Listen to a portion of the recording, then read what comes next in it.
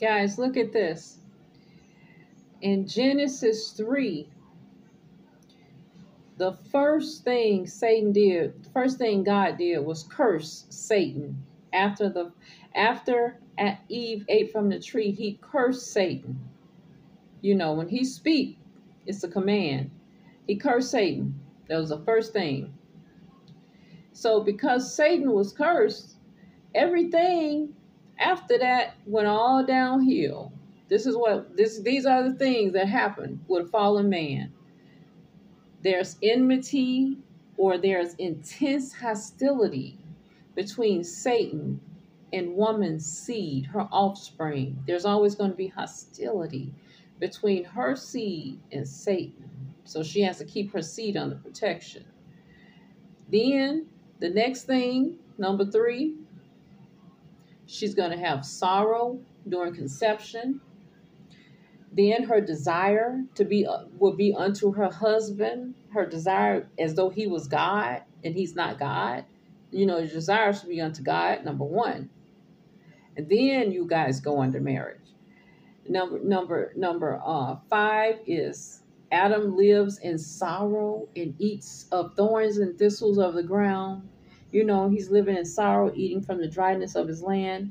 And number 6, he works from the sweat of his brow. He works hard to make a living. That's number 6.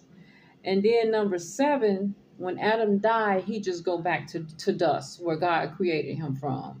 He just go back to dust, you know, until the end of time, until time is over. He just goes back to dust. So these are the things that Satan repelled man with. All these things were brought upon man because of the curse. Satan was cursed. And death is brought about. All these things. All right, I just wanted to go over those things because I kind of looked at how the Lord went. The first thing he said was curse to Satan. Then he said enmity or enemy of Satan and the woman's seed will always exist. There's an enemy between her seed and Satan, her offspring. You know, so you gotta always cover your seed. Then sorrow during conception. You know, maybe before the curse there was no sorrow during conception. There was nothing to worry about Satan and all these different things befalling us. But now we have 7 things here that can befall man and woman if they are not under the covenant of God, if they're not under promise. Because all of the forefathers lived off of what?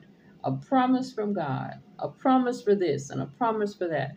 Promise. Are you a child of promise? You got to be living under the covenant of promise to ward off these things that may come your way, you know. Okay, so I just thought I'd just conclude with that for Genesis, but we're in Exodus now. Bye-bye.